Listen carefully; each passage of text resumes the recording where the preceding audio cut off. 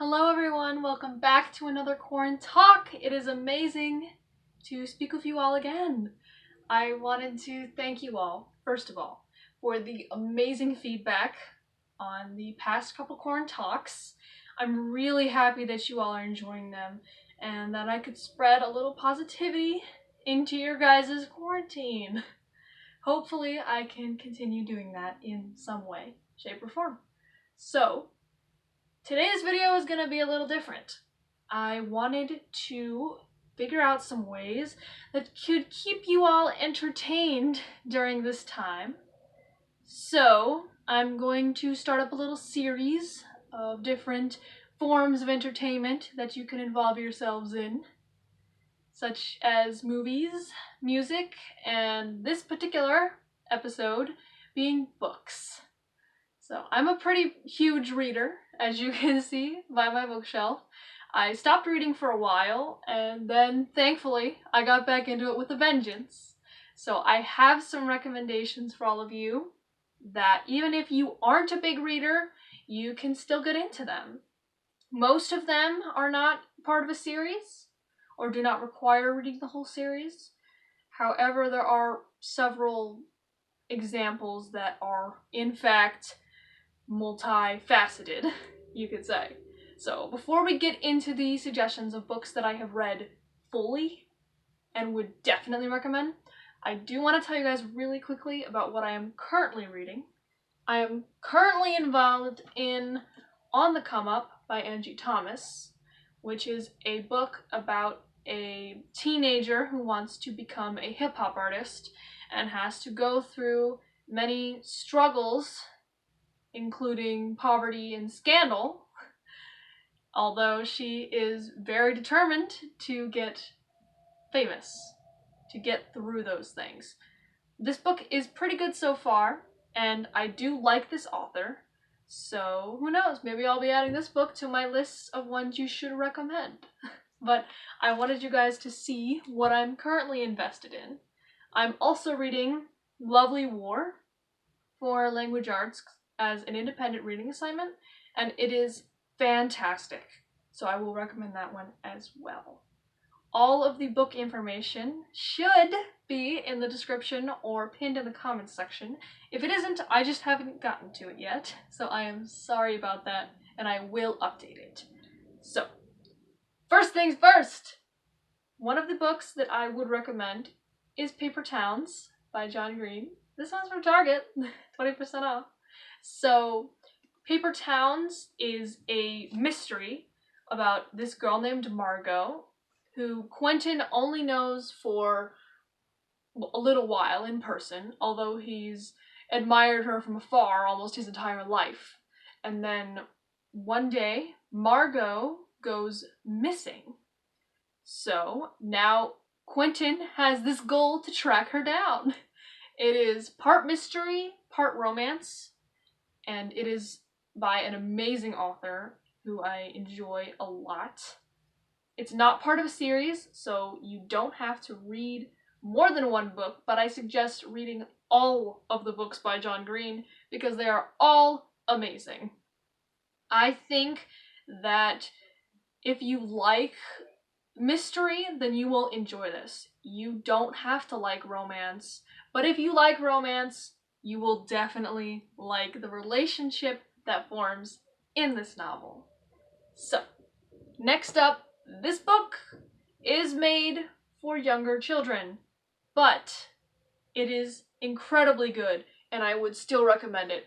It is called Escape from Mr. Lemonsilla's Library, and it is about this game inside of a library and this sort of escape room in the middle of the night, and it's this most famous game maker who creates this elaborate escape room inside of this, and they have to use knowledge through the library in order to get out. It is very creative. It is by Chris Grabenstein, or Grabenstein. I have no idea how you pronounce these names, and I'm probably butchering them. But, again, an amazing author. The descriptive language used in this book and the creativity involved, I think will really take you out of the home you are trapped in and into an adventure.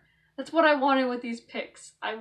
With these books. I wanted to take you somewhere new and somewhere special inside your head. It's incredibly creative, and I think you will really enjoy it. So, you know how I said that some of my picks are part of a series? This is that. This is that series, and it is incredibly good, and I would not pass up recommending this. It is called The School for Good and Evil. Do not be afraid by how thick this book is. You will finish it way faster than you expected to, because it is so good. It is about two best friends who aspire to go to the school for good and the school for evil. But the one who wants to go to the school for good ends up going to the opposite school. And the one who wants to go to the school for evil ends up also going to the opposite school. So you have this goth-looking emo chick in the school for good and happiness, while you have this perfect, pretty blonde in the school for evil. And as the book continues, you see all these different unique conflicts, both internally and externally, and you see why they were placed into each school that they were, because they show different traits that they didn't even realize they had.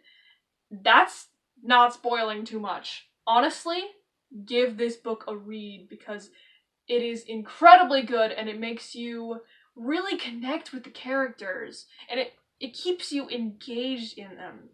Sophie and Agatha are really interesting to follow, especially in their journey where they're in a place they feel like they don't belong, but they potentially could. So that is that. School for Good and Evil. Summon Chainmail. Alright. This next author writes a lot of good books. Now this is a short one, but these last two books that I'm going to recommend are ones I keep going back to. They are the ones that, as a child, when I woke up at 3 a.m. and couldn't go back to sleep, I would hide in my closet and reread these books over and over and over again. Because they're not part of a series, they're pretty quick to finish, they can only take you a couple hours, and they are amazing with their imagery and what they tell. Their stories are so unique and so passionate. I am blown away by the worlds that they can create. So, author you may recognize, Jerry Spinelli. This particular book is called Hokey Pokey. It is so good. It is about this place that is literally called Hokey Pokey, and it is made for children. Children grow up there, and it's all of these creative assets of this hidden world. And it is about, this book is about a character named Jack, who really enjoys Hokey Pokey and all that it gives him, and it's everything he's ever known.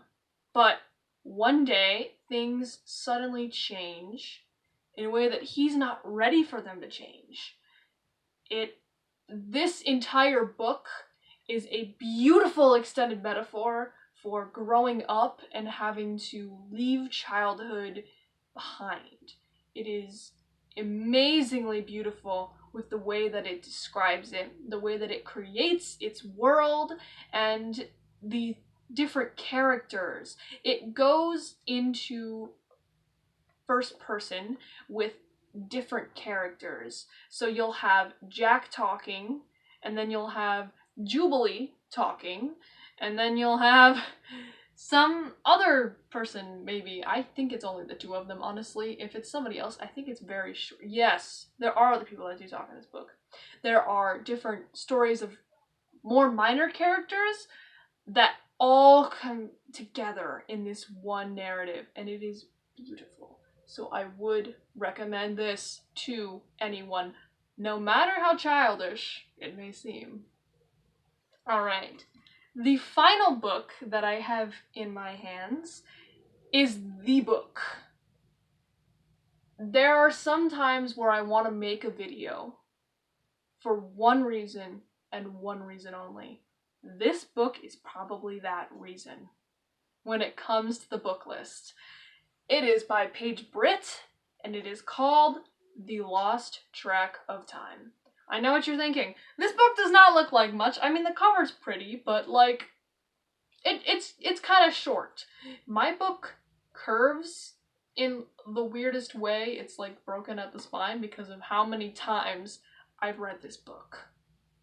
It is about a girl named Penelope, and every day of her life is scheduled by her mother. Then one day, she has a day where she has nothing. The schedule is not written, it's a blank page. And she sort of falls into the hole in her schedule, quite literally, and enters a imaginative world that is full of unique characters and concepts that are a huge extended metaphor for time and such. The back of this book sort of explains it very well. Along the way, she must face an army of clockworkers, battle the evil Kronos, take a daring flight of fancy, and save herself from the grip of time.